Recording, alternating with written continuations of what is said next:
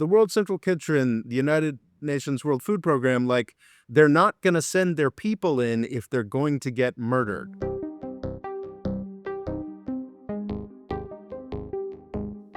Hello and welcome to the More Freedom Foundation podcast. I am Murray, in charge of podcasting, and in charge of politics, as always, is Robert Morris. How are you this time?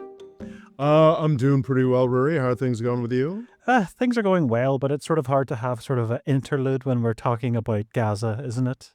It is. It is. I did actually have one other thing I wanted to bring up because I think it makes kind of a nice segue into this on a, frankly, infinitely more financially significant and infinitely less morally, civilizationally significant realm. Donald Trump has decided to fire the head of the Bureau of Labor Statistics in Yes. the United States. Mm-hmm. And it is funny on some levels, but it's also horrifying on a lot of levels. Well, I think the old saying is that the more advanced a civilization is, the more record keeping it does, and the records are more accurate. So this may be a bad sign for American empire. It's a very bad sign for American empire. So briefly, the Bureau, I think it's the Bureau of Labor Statistics. I could have gotten that wrong, but it is an agency of the U.S. government that is responsible for producing the data upon which everything in the world market economy depends. The entirety of the world economy is tremendously dependent on the statistics that this shockingly small agency puts out. You know, factory owners across China and the rest of the world make their decisions based on what the U.S. employment market and therefore what the U.S. consumer economy might look like. The projections are built on this.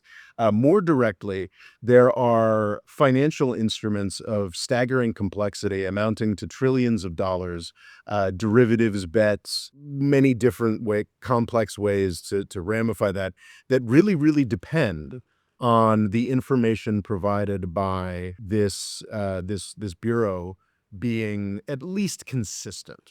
Now, I don't want to go like whole hog and be like, oh, how dare you, like these numbers are perfect and sacrosanct. Of course they're not. They are estimates. They are estimates which in particular seem to be bothering Trump and his supporters. These are estimates that are later revised when more information comes in. It is not, in fact, a perfect totalitarian representation of exactly what is happening in the U.S. economy, because even with today's data collection, that is impossible.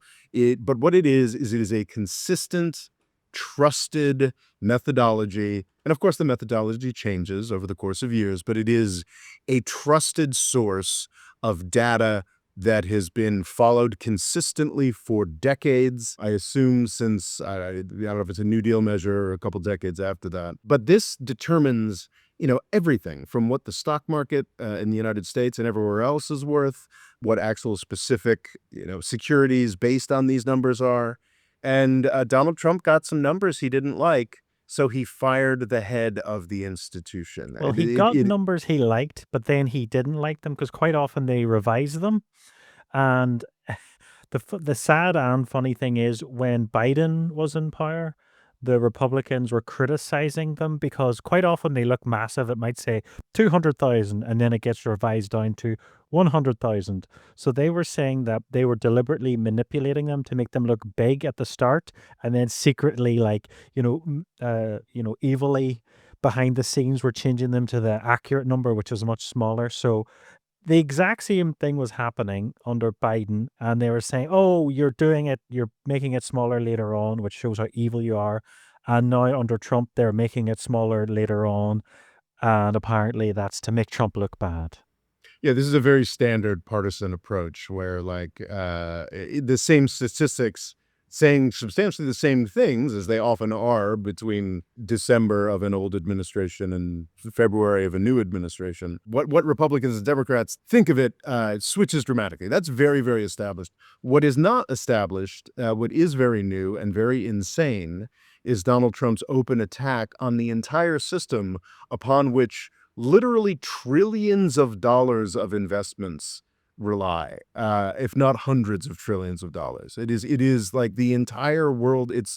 one of the most important sets of data for the functioning of markets on the planet, and Donald Trump has just gone to war with it. This action that he has taken, it just basically means that these numbers are suspect and less trustworthy from every point from here on in. And I think this does actually have a connection to what's happening in Gaza, because in fact we're seeing a similar process as we look from the old aid provision system that actually worked to this nightmarish, explicitly Nazi-like Gaza Humanitarian Foundation, which was not, Donald Trump didn't come up with it personally, but it is definitely a new horror in Gaza that has been introduced during his time. The manipulation of data, the firing, the elimination, not the physical elimination. This is an episode that's going to talk a lot about physical elimination, but the firing and the undermining of the reputations of long-established entities that provided consistent sources of information is very much a part of the story of Donald Trump and Gaza.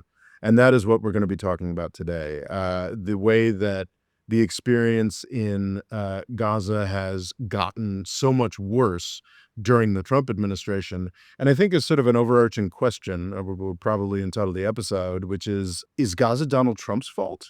The answer, of course, to anybody who's been paying attention to what we produce, is that is not the case. This is a full spectrum bipartisan atrocity that is being committed, and each actor has added its own special taste to this nightmare. But as much as I loathe Donald Trump, as much as I am now coming to see Donald Trump as equally responsible for this apocalypse as genocide Joe Biden was, I think it's important to remember that blaming this on Donald Trump and Benjamin Netanyahu, which is definitely a way that much of the U.S. establishment is repositioning itself now that the repeated pictures of starving children and emaciated bodies murdered by the Israeli Defense Forces and the Gaza Humanitarian Foundation as they line up for food, as those images have finally seemed to have cracked through into the mainstream United States, as they cracked through the mainstream of everybody else, well over a year ago. It's becoming, oh, this is a Trump and a Netanyahu thing. And I think today want to lay out how that is emphatically not the case. And while not on any level making any kind of apologies for Donald Trump and the horrific way that he has added destruction to this. Do you think people are quite often worried about being labeled anti-Semitic, so they're just quite often focusing entirely on Benjamin because it feels like the most legitimate target you can aim at? Yes, I think that's absolutely the case. But it is interesting watching the ways that the anti-Semitism excuse is breaking down in the face of this unparalleled horror this century that we are witnessing in Because Gaza. anti-Semitism seems to be an incredibly broad spectrum at this Well, point. the Israel supporters. Criticizing IDF soldiers for doing war crimes is, getting the same label. Well, Israel supporters have been working very hard in the United States to blur that line. And it's interesting because there have absolutely been two lethal, I believe, attacks in the United States that do interweave that question of that directly implicate that question of, is this anti-Semitic or is this anti-Israel? And what's kind of fascinating about it is I don't think it is a unfair or bigoted to point out that the supporters of Israel have outsized influence in U.S. media circles, and certainly spent much of 2024 trying to make Gaza all about anti-Semitism. And I think it's really striking that had the attacks that have occurred this year happened in 2024, that would have been very much part of the, oh, look at this rising anti-Semitism, this, the other thing. What's fascinating is how little U.S. media has made out of the attacks at the Washington, D.C. embassy, Mhm. the attacks at Colorado, where somebody sort of firebombed a pro-Israel speech, and then most recently, a returning to the United States IDF soldier, which is, in a saner era would be known as treason, had apparently his car burned or something along those lines. And it's interesting, a broader indicator of how sick of this shit most people in the United States are, that these attacks, I mean, horrific attacks, like I do not advocate, even though they were Israeli diplomats and absolutely complicit in horror. I think that the nice young couple that was murdered in Washington, D.C. belonged in jail. They Mhm. did not deserve to be murdered in the streets. Even like these attacks that can, in standard US media parlance, can be easily portrayed as like quite vicious and nasty, specifically that Washington, D.C. attack. I think that folks in the media offices, there's two things at play here, are realizing that the level of sympathy that they would get from that would not be as high as they'd like. Like my instinct when I saw the most recent attack on like sort of the IDF soldiers were like, I absolutely do not support vandalism. Nobody should be attacking anybody else's property. But mostly what came to my mind was contempt for any American that would go fight for Israel in a genocide. And I think I say that as someone who absolutely abhors any kind of political violence on my streets or anybody's streets. But still, it was like sympathy for the victims is not something that the U.S. media can rely upon any longer. It's to the point where, and I think this is probably an accurate instinct on the part of the folks who are making these decisions, is that they don't want to talk too much about these attacks because they think they're likely, if they talked about them a lot, they'd be very likely to inspire copycats. And Okay. I think that's a really interesting indicator of where we are with the US public, where certainly it's gone much further on the left or the Democratic Party, which are two very different things, but it's now making serious inroads on the right and the Republican Party, that like the US public across the board is sick of this genocide. Do you think that the genocide itself has just completely broken people's brains? Because if you talk about, these Israelis being killed and then compare it to what's happening in Gaza, it just feels like, you're having tank rounds being fired at, starving people. It just makes everything else happening, like everything happening in everyone else's life seem like nothing. Because, the atrocities that happened in Northern Ireland just feel like wee buns compared to a normal day in Gaza. Like, do you think it's just had a really negative effect on everyone's mental health? Yes, definitely, but it hasn't just had a negative effect on, like, the public in general and, like, causing people to check out, causing the people to not go and vote for the Democrats. It's the big reason why Donald Trump is president again. It also is having a really deleterious impact on, for lack of a better word, like, elites, or not even elites, or just people whose job it is to follow international news, journalists, opinion makers, this, that, and the other thing, because it has been transparently obvious since December of 2023 that this was a distinct and newer and more horrifying thing than we had seen this century. The actual journalists, the actual people on the ground, a lot of people who like are big supporters of U.S. empire. I've talked before about how all of the people that I considered opponents during the war in Syria, who were like fervently supporting the U.S. war to overthrow Assad, most of those people who actually did like know a little bit about Syria and the region have been sounding the alarm on what Israel's been doing for a year and a half now. So there's just been this real breakdown everywhere, between people who actually know things about conflict. Because there used to be, like before October 2023, there were a lot of savvy, knowledgeable people Mhm. who could be in favor of. I would argue it took a lot of mental compromises, but it was still possible to know a lot about the region and still be supportive of U.S. and Israeli policy in the region. It's certainly by January of 2024, that was impossible. And so like that like disconnect is between the knowledge base that is like, this is horrible, it has to stop, and then like the political sort of overarching political power in the U.S. government, in the State Department, in the Biden administration, in the Congress. It was like, well, no, what are you talking about? We always do, Israel's always our friend, no matter what. And what's really horrifying, and I think the reason why we're talking about Gaza specifically now, is that over the past month or so, as the famine has been, has become undeniable, and the horror has escalated to a new level, more and more of the folks who've spent the past 2 years going, oh, but Hamas, Hmm. are all breaking down and going, oh, wait a second, something really horrible is happening here.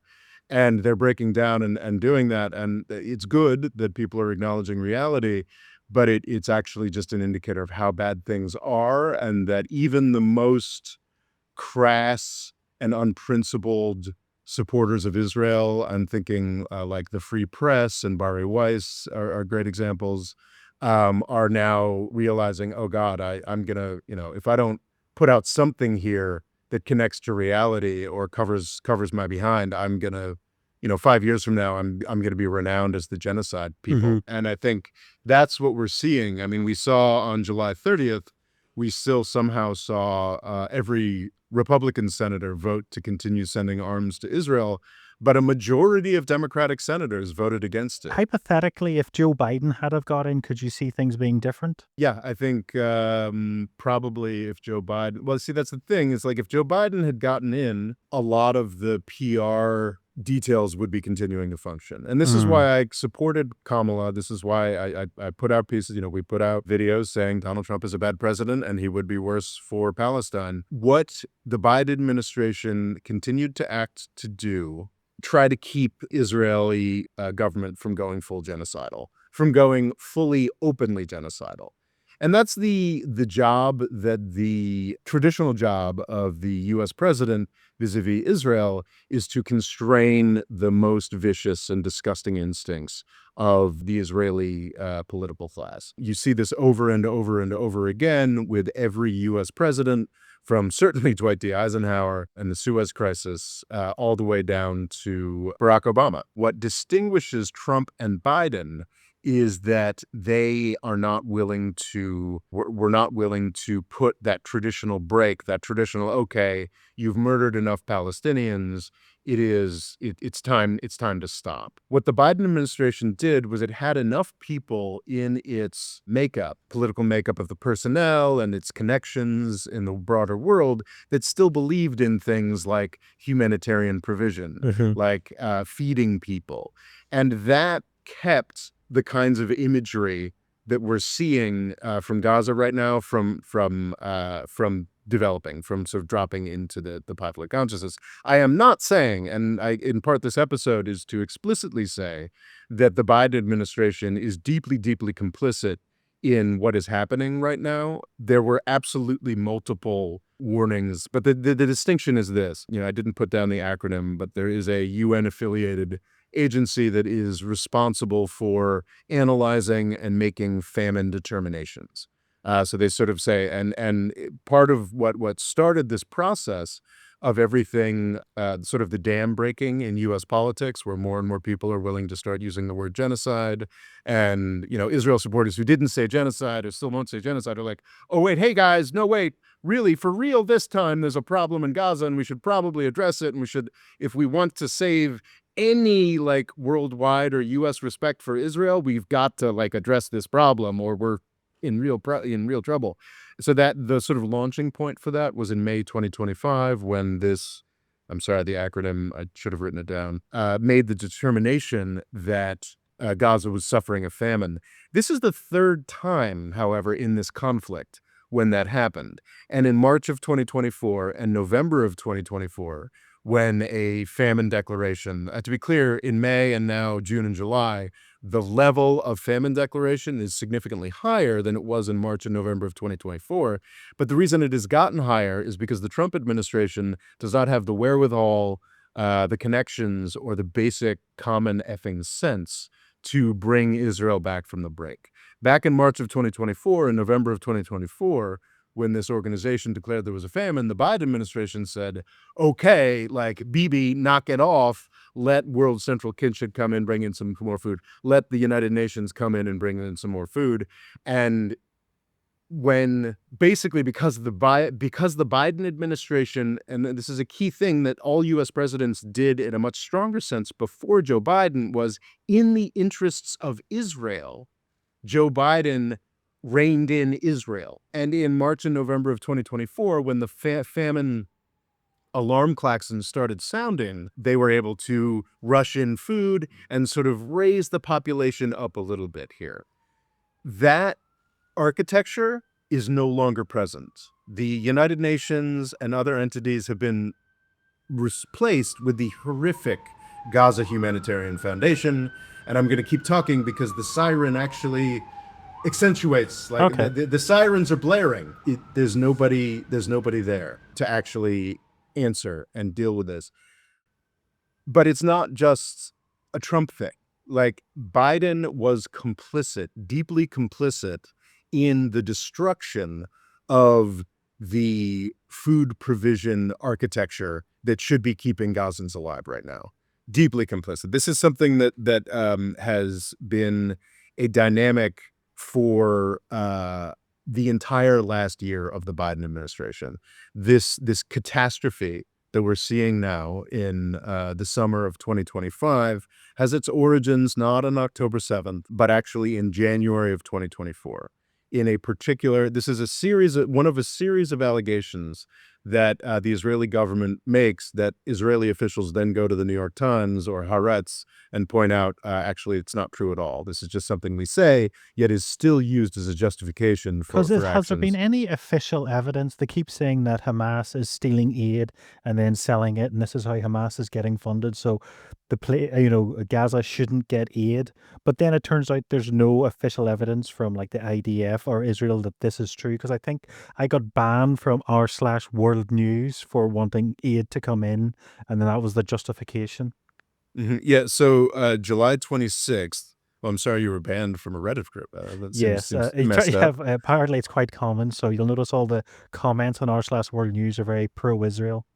Oh, that's deeply disturbing. But, just another example of how these things work. July 26th, 2025, the New York Times came out with, frankly, a blockbuster story, backed up by Israeli officials saying, actually, no, that was always bullshit. So the whole rationale for shutting down the UN, for stopping the system of food provision that actually worked, was that Hamas was stealing the food. The Israeli officials went to the New York Times for a July 26th story to point out that actually, no, that was never the case. I've also noticed a turning, like, sort of newspapers, British newspapers that are very pro-Israel. They were showing footage of a hostage that was quite skeletal at this Yeah. point, and all the comments were like, "There's a famine. What are they going to feed this man?" There was no sympathy towards this hostage at all. It was like, if the place doesn't have food, how are they meant to feed this hostage? Yeah, and I mean, I think that's another example of how the sort of standard tropes of is the term Hasbara?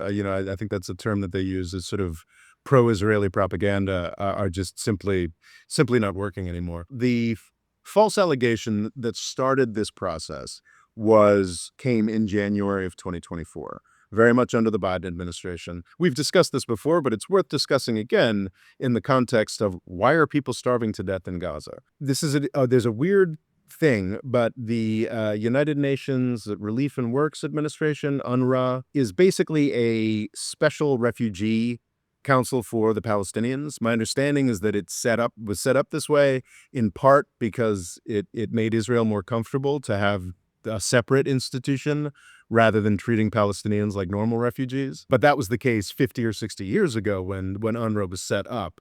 In the generations since, UNRWA had become, this special UN agency, UNRWA, had become a hate object for the Israeli government, for Israeli conservatives, for Israel superfans of the United States. So UNRWA's terrible. UNRWA does this, that, and the other thing. And UNRWA had sort of become like a de facto government in the Palestinian territories, providing health, providing education, and vitally, for decades of Israeli attacks on Palestine in periods of time when all normal government was disrupted.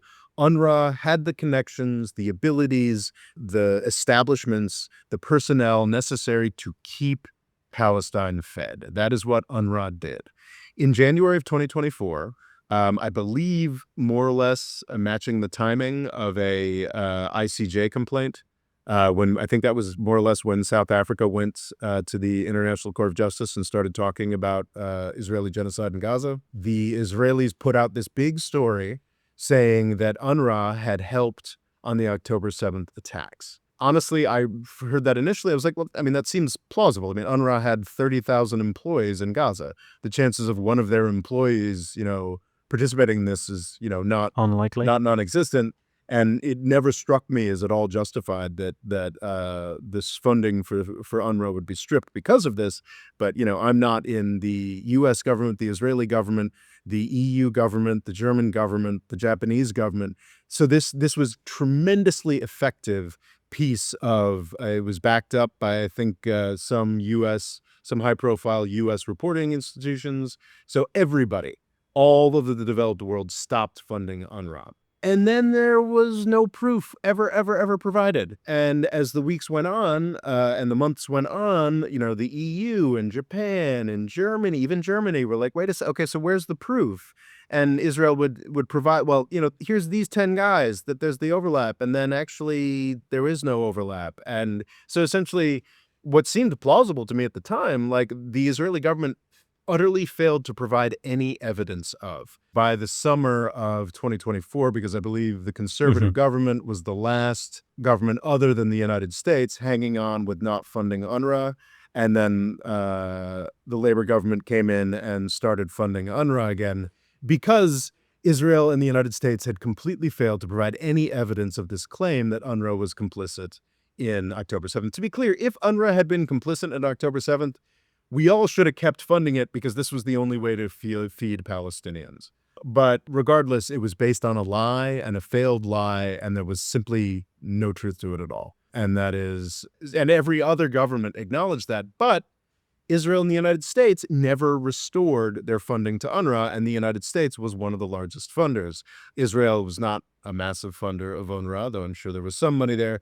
But for UNRWA to do its work, Gaza is entirely controlled by Israel. All of its borders are controlled by Israel. And I believe, I didn't track down the exact details. I think UNRWA is now some degree of disfavored or like an illegal organization. Gaza had an airport in 1999, and then Israel had it destroyed in 2001.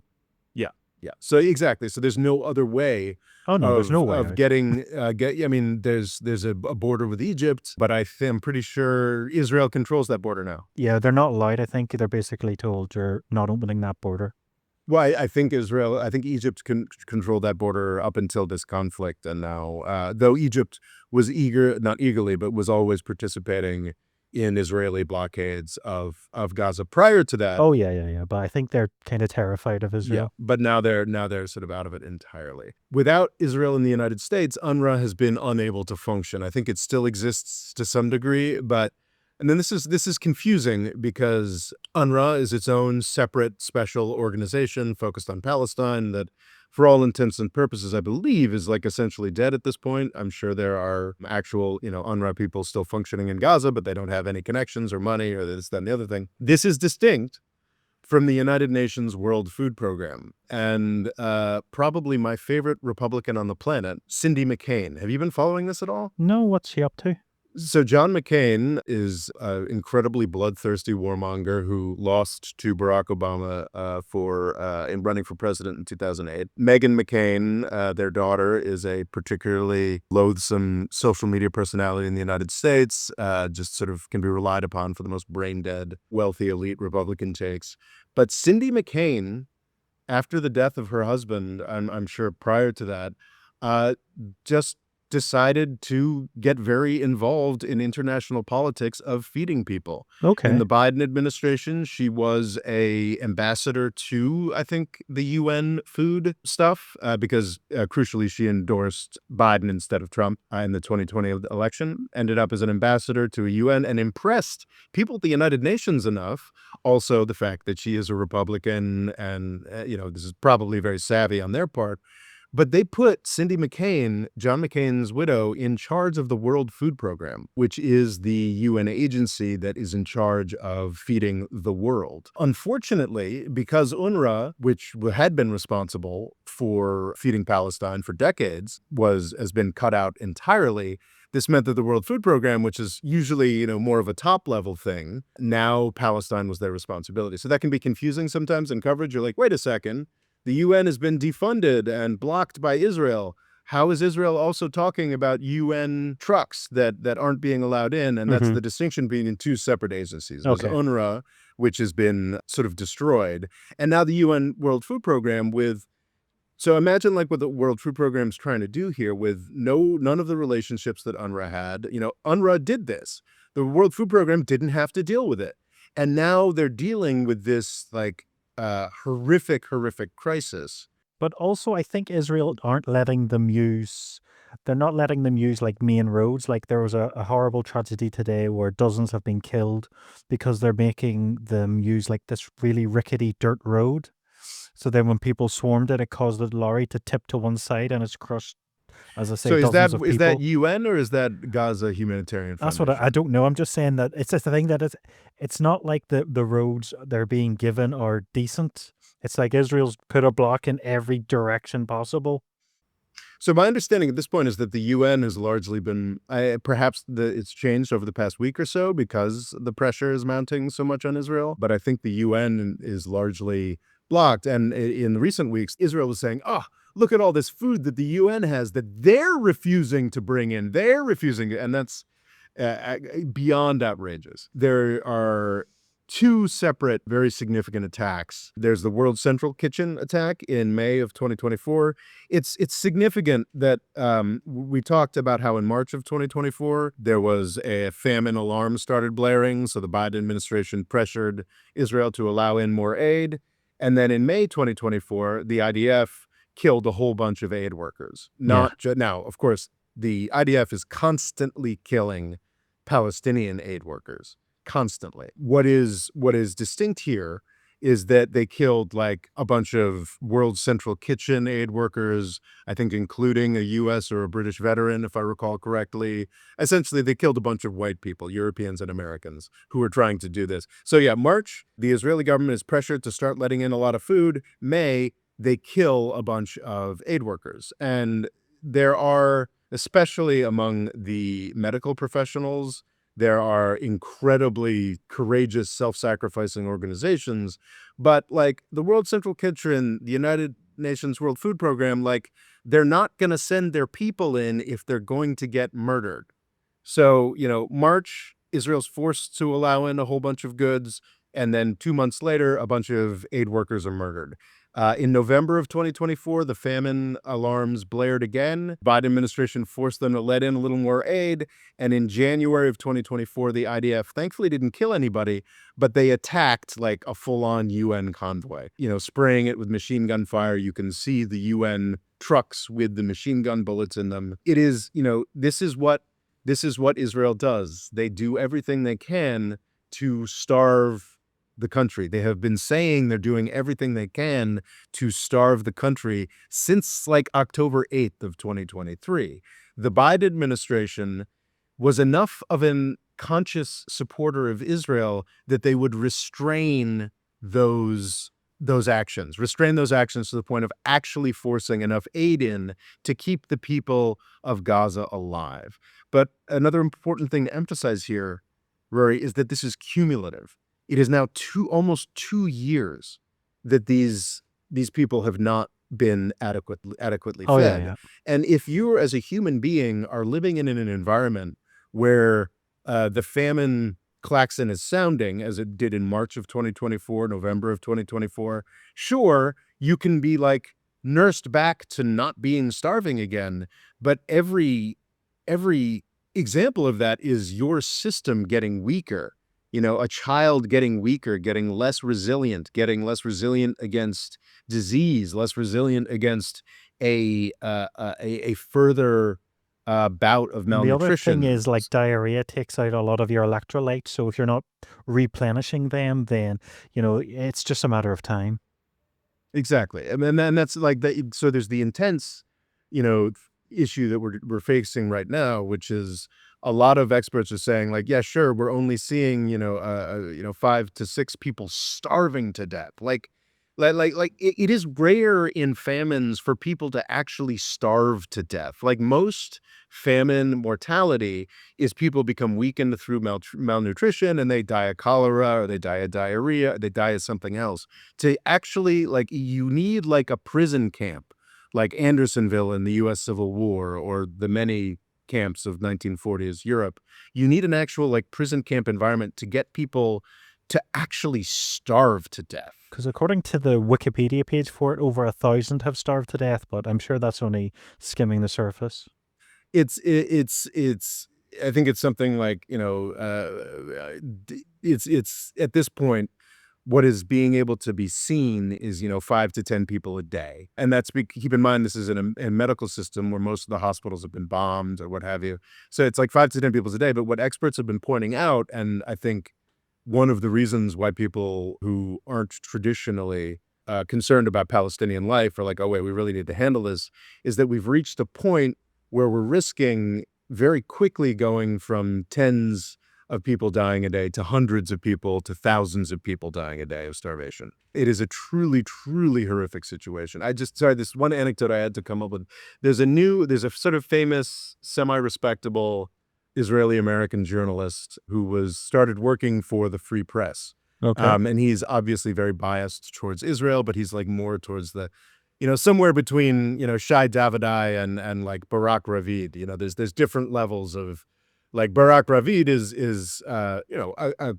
I believe, I don't recall if he's Israeli American, I'd fought in the IDF or whatever, but he's like kind of like an establishment journalist who you can largely, if he's saying something, it's probably that. And then you've got like people who are claimed to be journalists or just full on activists. So this guy's like somewhere in the middle. And it was interesting. He was just hired by the Free Press and he was in this position of like, well, everybody was crying wolf before, but now there's a real famine. And like one of the first things he was done, being hired by Barry Weiss's Free Press, was to do a video saying, "Look, here's the facts, here's the numbers. This is why it matters now."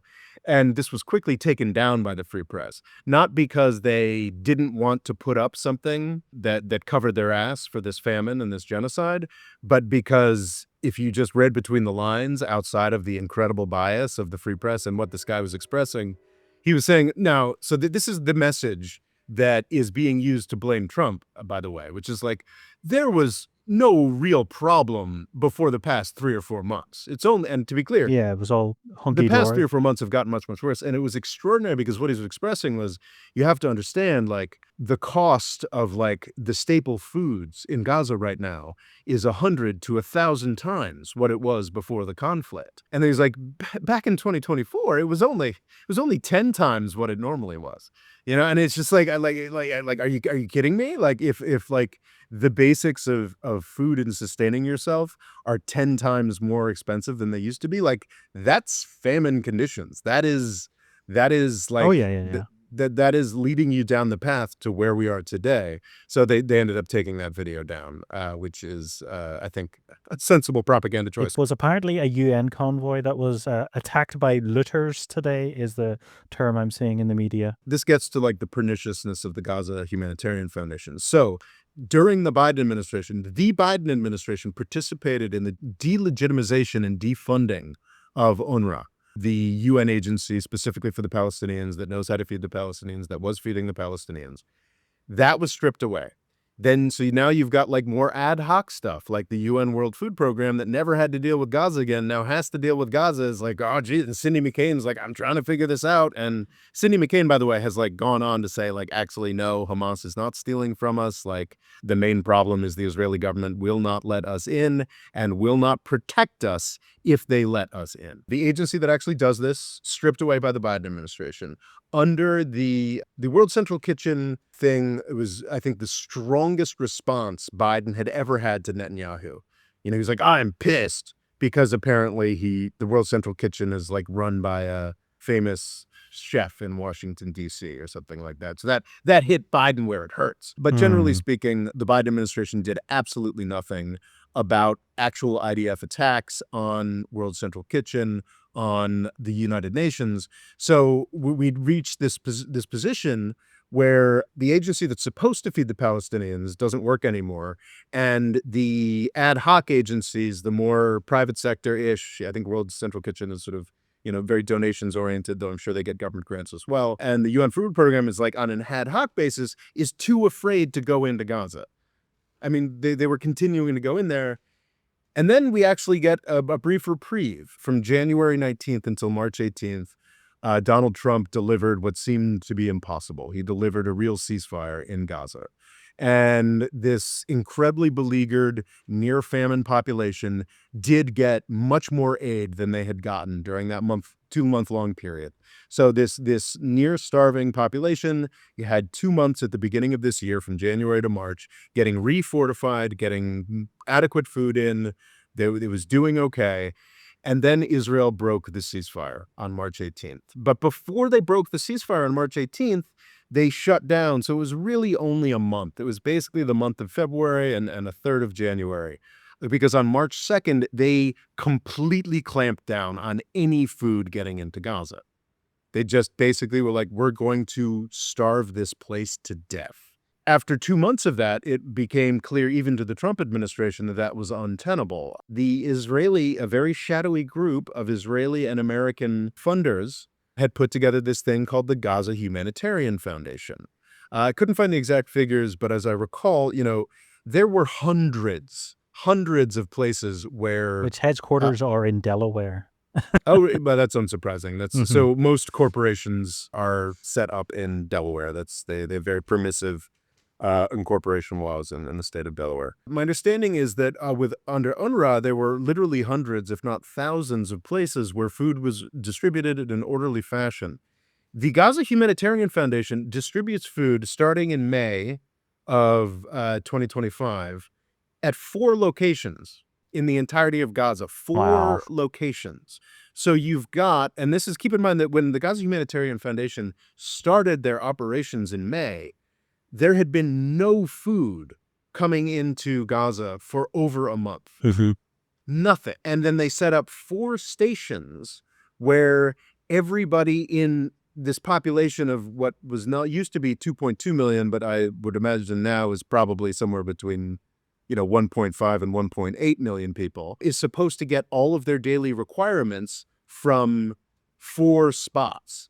There's this ridiculous figure where they maintain, oh, well, the Gaza Humanitarian Foundation is like, well, over the past 3 months, we've delivered like 87 million meals or something like that.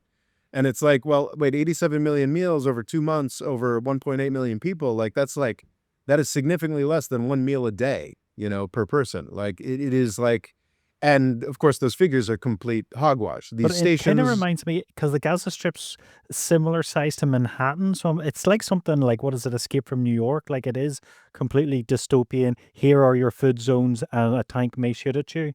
Like, it's just a horror upon horrors, and you have to run from one end of this place to the other in the hope mhm. of getting food.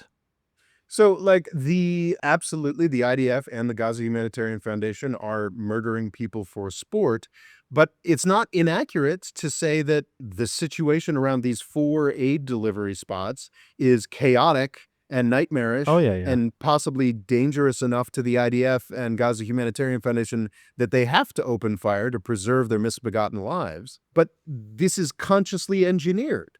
This is Yeah. consciously engineered where the aid delivery spots are death traps. It is recorded, this is only what is recorded and for sure, that over the past, I guess, May to August, we're talking at most 3 months, 1,373 Palestinians have been murdered by IDF or Gaza at these aid delivery sites, at the Gaza Humanitarian Foundation, at these aid delivery sites. So that's significantly more people that were killed on October 7th, people murdered on their way to get food. It is so the Gaza Humanitarian Foundation seems like just a uniquely malign. I have great respect for people who serve the military. I have great respect mixed with fear of special forces operator types who are, absolutely the scariest and most lethal of the U.S. Fighting person. They are fighting man, and almost all, I think, almost universally the case. Scary people have a dedication to a country that I don't match or whatever. I have respect for that. I have zero respect for the idea of not all of, there are unique, I mean, every individual is unique, but the general culture of special operators is deep, deep contempt for Islam more broadly. Deep, deep contempt for the people that they fought a series of wars that they lost over the past 20 years to. Deeply, deeply entwined this, I've talked about it in a recent short, this really screwed up idea that there's some connection between the Palestinian liberation struggle and like 9/11 terrorism. There is no, I mean, these are very different dynamics, very different things, but the classic part of the pro-Israel playbook is like, oh, Israel's at the forefront against terrorism. No, like Israel is at the forefront against brutalizing a national group they want to destroy and And you displace. also see those maps where it's like every Muslim country in the world, and it's like, and it's just tiny little Israel against them Yeah, all. And you're like, you're yeah, not at yeah. war with Morocco. Yeah, yeah. Well, they're not. I mean, it seems that almost every Arab country has a dictator that is trying desperately to do more business with Israel. So it's farcical on a lot of levels. But this is the ideology. Like I expect, special forces people to be the toughest, most violent people imaginable. That's what they're supposed to be. They do not have a particularly sophisticated idea of geopolitics. They are pointed in a direction and they are told to kill. This general class, of course, there are exceptions like Anthony Aguilar, the whistleblower who I encourage everybody listening to this to go just Google his name and Gaza Humanitarian Foundation. Honestly, some of the stories he tells are so horrific that I doubt them. But if they were disprovable, they would be disproven by now. So he's a market exception, but not just the on-the-ground U.S. Special Forces that are expected to be providing aid instead of the professionals who've been doing this for decades at the UN World Food Program, UNRWA, World Central Yeah. Kitchen. Not only are they suffused with this weird freaking idea that like these Palestinians who just want to live and be free and eat are somehow connected to 9/11 terrorism. It's an idiotic, deeply ignorant connection that has been consciously promulgated in the United States. If you know anything about this region and how these things work, it's effing nonsense and is a vile claim to make against the Palestinians. But I would imagine 95% on the Gaza Humanitarian Foundation guys on the ground believe this, that, these starving people that they're laughing about shooting are somehow connected to the guys who did 9/11. It's not just them, but it's also the organization of this. Like it is organized by sort of a shadowy group of evangelical Christians and Israeli businessmen. It's so bad that Jake Wood, the initial executive director of the Gaza Humanitarian Foundation, looked at what the plans were and resigned in a very public stink. Like before these guys even started delivering, he was like, I refuse to be associated with this. The goal is clearly ethnic cleansing. And of course, that's been completely confirmed. Why are you worrying about this? Israel's Benjamin Netanyahu says he wants to take control of all of Gaza, so everything should get sorted out perfectly Yeah. fine. Yeah.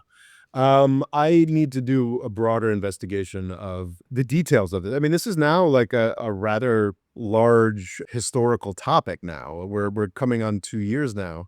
And frankly, Netanyahu and the Israeli government have been promising some variety of destroying Hamas and taking complete control of Gaza for almost 2 years now. Operation Gideon's Chariots, which I think was the name of the operation that started when Israel broke the ceasefire in March of this year, that was what it was designed to do. It was going to finally crush Hamas and get the hostages and take control of Gaza. and it's just failed. And there's a very high profile and open dispute between Netanyahu and the Israeli military right now. I think perhaps in response to the trickle that is becoming a flood of European and other countries led by France recognizing Palestinian statehood, Netanyahu's like, oh, well, F you, we're just going to take over all of Gaza. We're going to reoccupy Gaza. What do you think of that? And the Israeli military is like, no, we're not going to do that. Because I think his statement here is we don't want to keep it.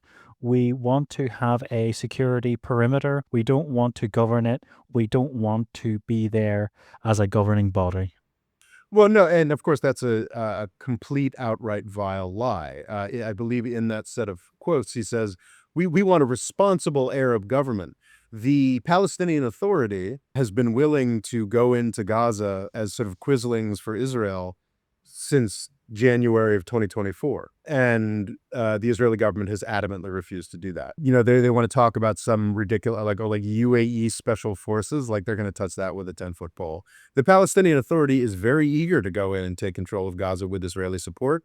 And Israel has zero interest in that because they really, really don't want a unified Palestine under any circumstances. So that's just a lie. They're not interested in Netanyahu, and the right-wing wingnuts in his cabinet are very interested in reoccupying Gaza. This is like the things that Trump has done is Trump has completely taken out any respect for I mean, one of his first acts was to destroy USAID. I don't recall to what extent USAID, the U.S. Foreign Aid Department, was involved in Gaza specifically. But yeah, just the idea, like this administration that just destroyed the idea of U.S. foreign aid, that is a tremendous crime that contributed to this. It's kind of privatization, really. Like let the Gaza Humanitarian Foundation will do a better job. And it's like, this is much like decades of privatization we've seen in the United States. They're doing a catastrophically poorer job at incredible financial cost and reputational cost to Israel and the United States. So Trump did that, but also we can't let this episode go forward without talking about February 6th, which I believe is when Trump announced his Riviera of the Middle East, when essentially one thing that the Biden administration did do, because the Biden administration had some people who had some conception of international law, is that throughout this time period when Benjamin Netanyahu was looking to bully some poor country into taking really the population of Gaza, the Biden administration said, no, that's insane. Obviously, we're not going to help you ethnically cleanse 2.2 million people. We are supposedly the human rights people, specifically Biden ran as the human rights guy. Like, I'm sorry, we're not going to help you ethnically cleanse 2.2 million people. We're not going to help you ship them to Djibouti, you lunatic. Why would you say that? And on February 6th, 2025, within the first 3 weeks of his administration, Donald Trump came out and said, yeah, let's ship out all the Palestinians and we'll make it a Gaza Riviera plan. And I think that's the one he famously used AI to represent what it would look Yes. like. I don't want to be a wise guy, but the Riviera of the Middle East, this could be something that could be so bad. This could be so magnificent. But more importantly than that is the people that have been absolutely destroyed that live there now can live in peace in a much better situation because they're living in hell. And those people will now be able to live in peace. We'll make sure that it's done world class. It'll be wonderful for the people. Palestinians, mostly we're talking about. Yes. And this is Donald Trump. So it was just like another brain fart. But this is a brain fart that the Israeli government has now been running with, because they can say, during the Biden administration, even Netanyahu had to be like, no, we just want to temporarily kick out all the Gazans for their protection so we can go after Hamas. And everybody who knew anything about the conflict understood that meant that the Gazans would never be coming home. But because of Trump, because of the license that Trump has given to them, they can now explicitly say, we want to ethnically cleanse Gaza. We want to send all of these people away. And that is definitely a step worse. But it's not like the Israeli government wasn't already trying to do this elimination, starvation, and ethnically cleansing program before. So, has Trump made things worse? Yes, absolutely, as we said he would. But the idea that you can somehow exonerate Israel and the entire leadership class of the United States Republican and Democratic parties by saying like, oh, it's just Trump and Netanyahu, is deeply ahistorical and is frankly deeply, deeply offensive. I think I've failed, frankly. Like, I feel like I have not spoken up about this enough. I think that I didn't want to hamper the chances of Biden or Kamala getting reelected because I knew Trump would be so much worse. And then when Trump did, in fact, I mean, during the entirety of the massacre between October and January, Joe Biden managed to produce a single week of ceasefire.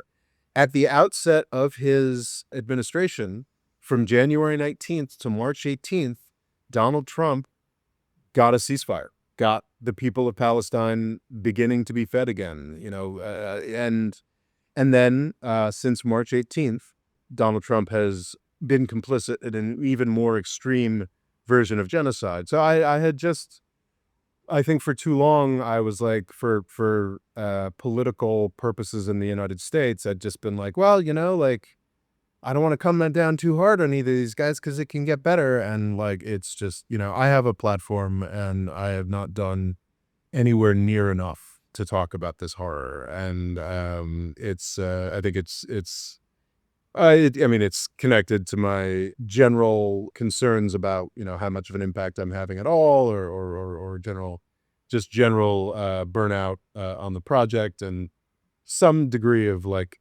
personal horror at what my country is doing and paralysis because of that. But I don't think any of that's an excuse. I should have been talking out more about this and earlier and more often. And I've sort of got a whole bunch of half-formed scripts, one of which was like making the point that actually this is really worse than anything else. But that's not even, I don't think that's even much of a topic of dispute anymore. Like the Israel superfans who are like, oh, Sudan and Yemen, and aren't saying that so loud anymore because they know that any objective analysis says this is But worse. it's also the fact you're basically saying you're as bad as Sudan in a civil war. Well, yeah, exactly, which is, of course, an insane thing to say, but they don't even say that anymore because if you do any kind of appropriate analysis, it's clear that what's happening in Gaza is a lot worse than what's happening in Sudan or Ethiopia or Yemen, because those are actual wars. This is just an extermination. And please... And also wars with, dozens of millions of people. Like Gaza's what was 2 million. Who knows what it is now? Yeah, significantly less. Oh, and also just on the topic of Hamas, which is perhaps a good place to close. Every genocide has its Hamas. It's the Holocaust is an exception on this, but the Armenian genocide, there were actually Armenian militias who did massacre a few Turks. That does not mean it's okay to murder 1 million Armenians. In Rwanda, there actually was a Tutsi militia that was threatening to take over the country and did eventually take over the country after the genocide. That does not mean it is okay that the Hutus murdered 800,000 people. Like, every genocide has a Hamas. Like Yugoslavia, many genocidal actions against the Bosniaks, the Muslims of Yugoslavia, but it was a multi-sided civil war, and there were actually Muslim militias that did kill Serbs. Like, so this idea that like Hamas, like every genocide has a Hamas. Don't be the Turkish nationalist who's still complaining about, a couple hundred dead Turks to justify 1 million dead Armenians. Like, don't be, I don't know, I'm in that jerk, that Hutu jerk sitting in the Congo somewhere talking about how Tutsi militias justify what he did. And that's what I hear. Every genocide has a Hamas. Stop being the genocidaire that talks about Hamas all the time. Anyway, sorry. This is not a topic that makes me happy or pleasant. On that sad note, we will catch you next time. The More Freedom Foundation is also available on YouTube and TikTok. Rob's Twitter is RobOLaw, and he's also written a book called Avoiding the British Empire: What It Was and How the US Can Do Better. And music provided by Kevin MacLeod.